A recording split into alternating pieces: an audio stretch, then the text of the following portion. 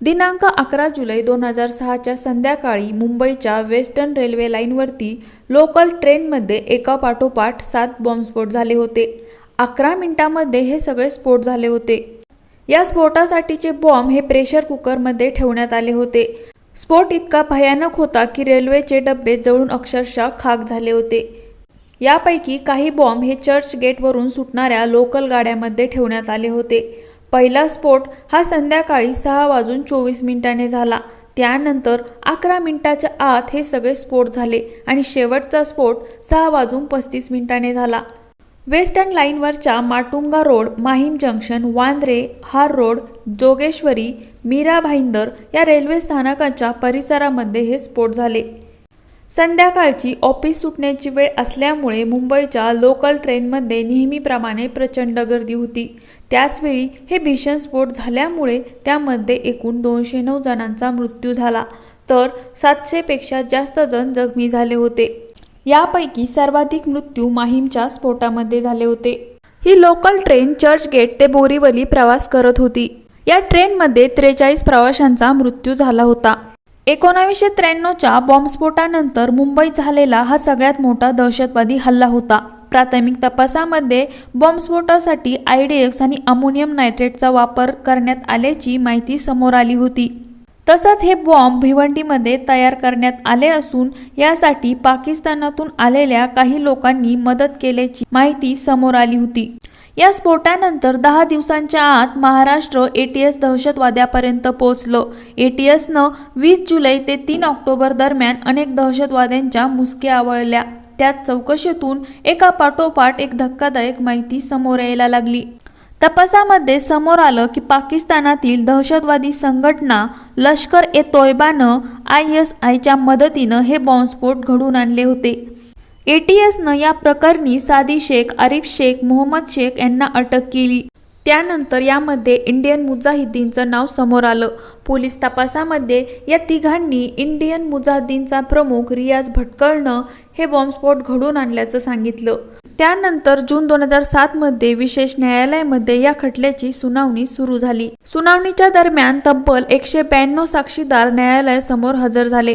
घटनेच्या तपासासाठी 7 विशेष टीम तयार करण्यात आल्या होत्या.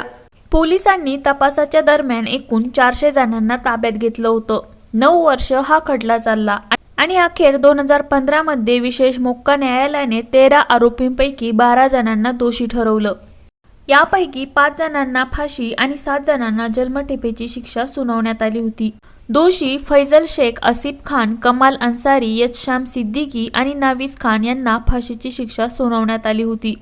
जन्मठेपेची शिक्षा सुनावण्यात आलेल्या 7 आरोपींमध्ये तन्वीर अहमद अन्सारी, मोहम्मद माजिद शफी शेख, मोहम्मद अली आलम, मोहम्मद साजिद मार्ग अन्सारी, मुजामिल अतोर, रहमान शेख, सुहेल मेहमूद शेख आणि जमीर अहमद, लतीफुर रहमान शेख यांचा समावेश आहे. पण या सगळ्या आरोपींनी मोक्का न्यायालयाने सुनावलेल्या शिक्षेला उच्च न्यायालयामध्ये आव्हान दिलं होतं. पोलिसांनी आपल्याला मारहाण करून जबाब नोंदवले असा आरोप दोषींनी केला होता. याबाबत 21 जुलैला मुंबई उच्च न्यायालयानं निकाल सुनावला. न्यायमूर्ती अनिल किलोरे आणि न्यायमूर्ती चांडक यांच्या खंडपीठाने हा निकाल दिला होता. या प्रकरणी न्यायमूर्ती अनिल किलोरे व न्यायमूर्ती चांडक यांच्या विशिष्ट खंडपीठासमोर नियमित 5 महिने सुनावणी सुरू होती. प्रदीर्घ सुनावणीनंतर 31 जानेवारीला खंडपीठानं आपला निकाल राखून ठेवला होता.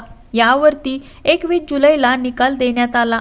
निकालामध्ये न्यायालयानं 19 वर्षांपासून बंदिस्त असलेल्या सर्व आरोपींची निर्दोष सुटका करत तातडीने जामिनावर सोडण्याचे आदेश दिले. विशेष न्यायालयानं या प्रकरणामध्ये 12 आरोपींना दोषी ठरवलं होतं. त्यापैकी एकाचा 2021 मध्ये कोरोनामुळे मृत्यू झाला होता. आजच्या सुनावणीला हे 11 आरोपी येरवडा, नाशिक, अमरावती आणि नागपूर कारागृहातून व्हिडिओ कॉन्फरन्सद्वारे हजर होते. आता हे सगळे आरोपी कोर्टामध्ये निर्दोष कसे सुटले? तर मुंबई उच्च न्यायालयाने विशेष न्यायालयाचा निर्णय का फिरवला याची माहिती जाणून घेऊया. या प्रकरणी मुंबई उच्च न्यायालयानं मुंबई पोलिसाच्या तपासावर अनेक प्रश्न उपस्थित केले. हा खटला प्रत्यक्षदर्शी, साक्षीदार, घटनास्थळ आणि आरोपीकडून जप्त केलेलं साहित्य आणि कबुली जबाब या 3 आधारावर चालवण्यात आला होता। पण पोलिसांना या तिन्ही पातळीवर आरोपींच्या विरुद्ध एकही गुन्हा सिद्ध करता आला नाही, असं उच्च न्यायालयानं म्हटलं आहे। पोलिसांच्या आरोपाचं समर्थन करणाऱ्या एकही साक्षीदाराची साक्ष विश्वसनीय नाही। तसंच या साक्षीदाराची साक्ष नोंदवताना अनेक तांत्रिक चुका करण्यात आल्याचं उच्च न्यायालयानं म्हटलंय। न्यायालयाच्या म्हणण्यानुसार तपास यंत्रणांनी घटनेच्या 4 वर्षांनंतर आरोपीची ओळख पटवली, पण यासाठी एवढा वेळ का लागला याचं योग्य कारण त्यांच्याकडून देण्यात आलं नाही। त्यामुळे एवढ्या वर्षांनी साक्षीदारांनी आरोपींचे चेहरे लक्षात ठेवणं हे विश्वसनीय नाही, असं महत्त्वाचं निरीक्षण उच्च न्यायालयानं नोंदवलं। आरोपींना शिक्षा द्यावी असे ठोस पुरावे समोर आलेले नाहीत। तपास यंत्रणेला स्फोटांसाठी वापरलेले बॉम्ब कोणते आहेत याचीही माहिती सादर करता आली नाही। जर बॉम्बचा प्रकारच माहीत नाही तर मिळालेल्या बंदुका आणि नकाशे या पुराव्यांना अर्थ नाही। बॉम्ब, बंदुका आणि नकाशे हे पुरावे जुळून आले नाहीत, असं मुंबई उच्च न्यायालयाचं म्हणणं होतं। शिवाय आरोपींकडून घेतलेले जबाब हे जबरदस्तीनं नोंदवण्यात आल्याचं दिसून येतंय, असं न्यायालयाचं म्हणणं आहे। उच्च न्यायालयाच्या या निकालानंतर सरकारी तपास यंत्रणांसाठी हा खूप मोठा धक्का असल्याचं म्हटलं जातंय। उच्च न्यायालयाच्या या निकालानंतर सरकारी तपास यंत्रणांसाठी हा खूप मोठा धक्का असल्याचं बोललं जातंय। तपास यंत्रणेनं या प्रकरणी मोक्का व UAPA अंतर्गत गुन्हा दाखल केला होता।